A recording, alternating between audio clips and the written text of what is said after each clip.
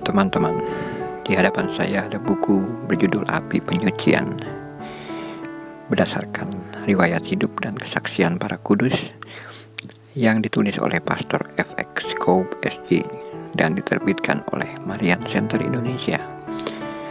Saya pikir menarik untuk mengetahui apa isi dari buku ini. Bagaimana dijelaskan bahwa ada 3 tujuan dari penerbitan buku ini.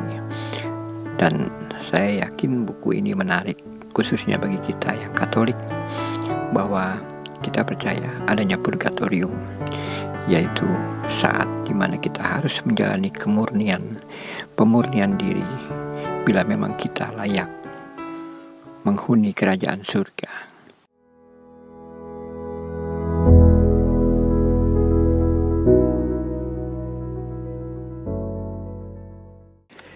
Bab 6, Tempat Api Penyucian, oleh Santa Francisca dari Roma dan Santa Magdalena Sepasi, halaman 53. Allah berkenan menunjukkan tempat-tempat gelap di api penyucian kepada sejumlah jiwa istimewa yang harus mengungkapkan misteri-misteri pedih yang terjadi di sana demi pembangunan iman umat. Di antaranya adalah Santa Francisca, pendiri tarekat Oblat Maria yang meninggal di Roma pada tahun 1440.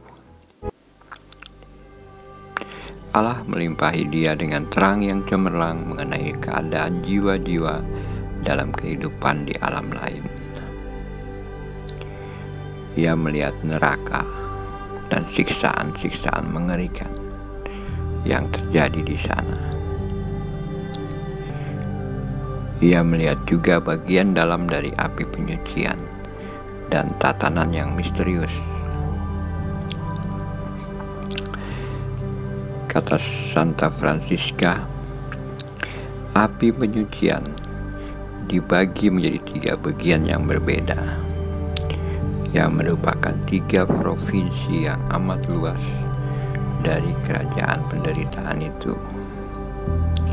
Semua itu terletak yang satu di bawah yang lain dan dihuni oleh jiwa-jiwa dengan keadaan yang berbeda.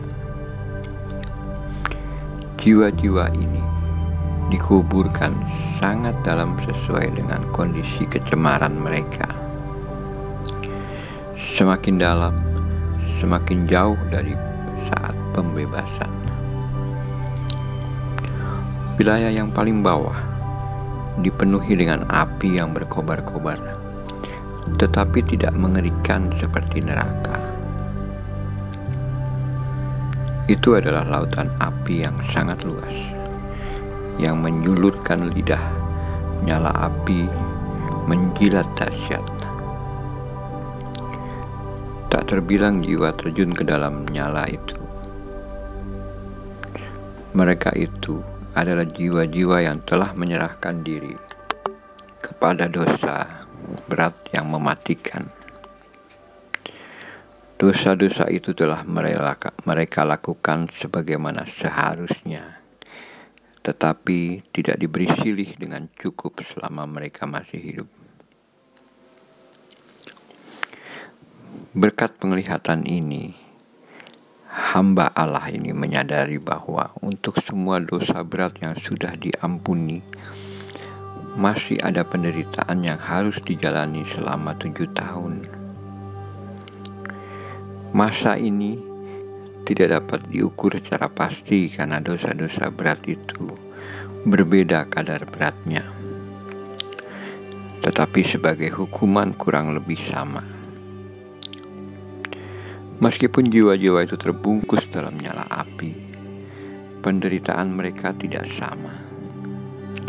Penderitaan mereka berbeda menurut jumlah dan beratnya dosa waktu mereka masih hidup.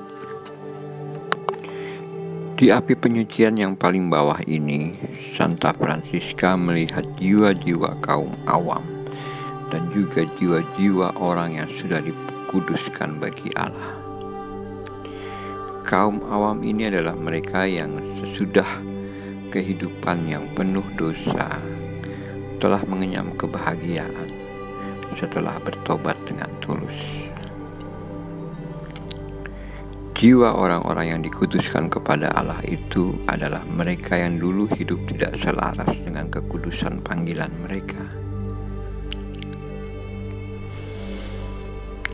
Pada saat yang sama itu ia melihat jiwa seorang imam yang ia kenal, tetapi namanya tidak ia ungkapkan. Ia mencatat bahwa imam itu wajahnya ditutupi dengan selubung yang menyembunyikan suatu noda. Imam ini memang menjalani suatu kehidupan yang baik, tetapi ia tidak selalu mematuhi kesederhanaan yang ketat, dan dengan gairah yang tak terkendali memburu kepuasan-kepuasan duniawi. Kemudian Santa Francisca dibimbing masuk ke wilayah tengah dari api penyucian yang dikhususkan untuk jiwa-jiwa yang tidak harus menjalani pemurnian yang keras. Bagian ini memiliki 3 ruang yang terpisah. Ruang pertama menyerupai ruang es yang sangat dingin, yang dinginnya tak terperikan. Ruang yang kedua, sebaliknya, mirip suatu tungku raksasa yang berisi minyak yang mendidih. Ruang ketiga tampak menyerupai danau cairan logam dan mirip dengan lautan emas serta perak.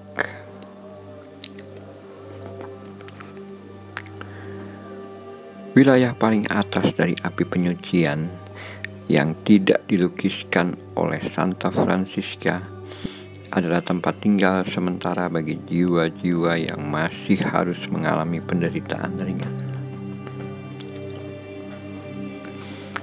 Mereka menderita seperti orang yang kehilangan sesuatu dan sudah dekat dengan saat bahagia pembebasan mereka.